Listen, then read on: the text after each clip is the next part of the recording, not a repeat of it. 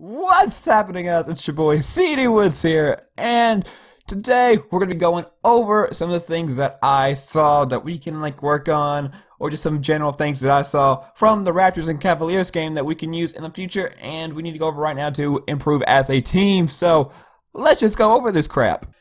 Alright, so the first thing that I just really want to mention right now, just real quick, want to mention it to instigate or antagonize some hatred is Kyle Lowry totally won the point guard battle between him and Irving. He totally won. He was obviously the better player tonight. And now that I've said that, let's just keep going because I don't want to antagonize too many Cavs fans, but I just want to point out that Kyle Lowry is the best point guard to ever play the freaking game of basketball. So yeah, let's just keep going.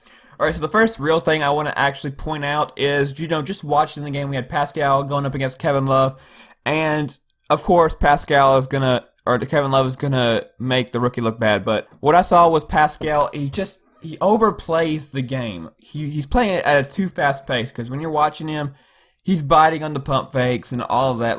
I counted 5 times when he was on Kevin Love that he would jump super high on the pump fakes to try and block it. I mean, he had 2 blocks, but I mean, he overplays the game. I think those 2 blocks don't show how the other team was actually beating him and using pump fakes to their advantage. I think he gave up more points than he stopped.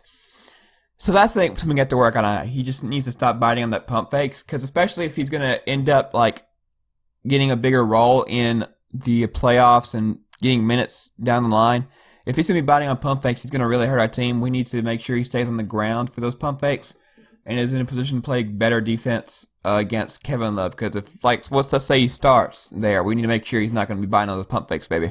Alright, so the third thing that I want to point out is right now, Lucas Nogueira, otherwise known as Bebe. Right now, his defense obviously isn't going to be beyond the level, but I think his defense is getting there. He had, I believe, 2 blocks this game. He's looking alright defensively, he's not overplaying it. I'd say he's maybe underplaying it. But right now, I think he's just a half step or a step better than Jakob Poeltl right now. He gets beat sometimes. People get around him, even though he's got his long arms.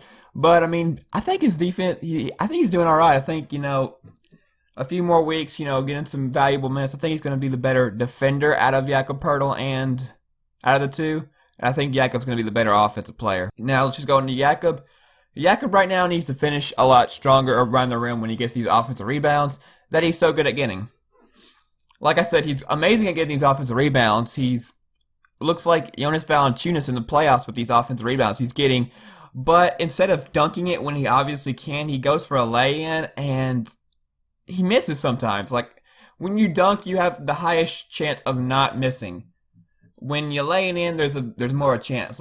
It was obviously they played a bit of defense, but I mean, he still could have easily dunked it. I just wish he needs to finish stronger at this point. I realize he's going to get stronger as the year goes by, but we need to finish stronger if he wants to be valuable offensively, because he's a better offensive player in my opinion, comparing him and Bebe, but he needs to finish stronger on offense so he can get starting lineup faster, and not starting lineup, to backup minutes, and yeah. The fifth thing I saw is, right now, this is kind of just a future. This really didn't happen this game, but if we want to win against the Cavs in the playoffs or in a real game, JV is going to need to out-rebound Tristan Thompson and really get the defensive rebounds, get the offensive rebounds. He's going to have to out-rebound Tristan Thompson if we're going to want to win. Tristan Thompson is a great offensive rebounder, and if he's getting those all rebounds, that keeps Kevin Love around the three-point line where he can hurt us tremendously. If JV is getting the rebounds over Tristan Thompson, that means they have to bring in Kevin Love as well to help get the rebounds, and that makes us better defensively because you don't have to worry about Kevin Love on the perimeter. So I do think that JV needs to be able to out-rebound Tristan Thompson if we want to beat the Cavs in the future, like the playoffs, so to speak. So now we're getting out of the starting lineup, really. I don't think there's really anything else I want to point out about the starting lineup. So this is more going on to the 15th man and some other stuff. But before we get to the 15th man, I want to mention Bruno. I actually think Bruno played all right. Aside of getting dunked on, I think he played an all right game. He drove to the basket and made a layup 2 times, and he's really good because he's so big. He can do like 2 steps and meet the defense. I think if you work on that a bit more, he can be a really good driver.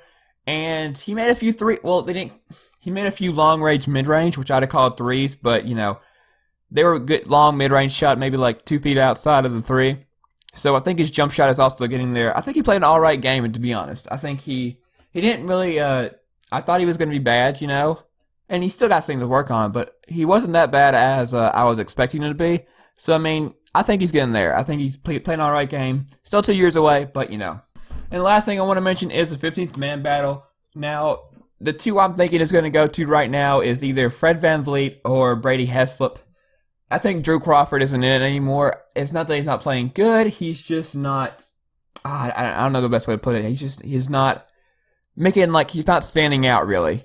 That's what I want to say. EJ Singler isn't going to get it, and I haven't even heard anyone of the Yannick Magoro or whatever. So if I was going to be choosing right now, I would say I would take Brady Heslop and use him as a 2 guard because I think we need to get better 3-point shooting, especially around the wing. I think our 3-point shooting around the point guard spot is fine with Kyle Lowry because Kyle Lowry is one of the better 3-point shooters in the NBA. He's not the best, but he's in 3-point contests last year, so I think he's one of the better 3-point shooters in the NBA. So I think Brady Heslop would be the guy to go and use him as a 2 guard.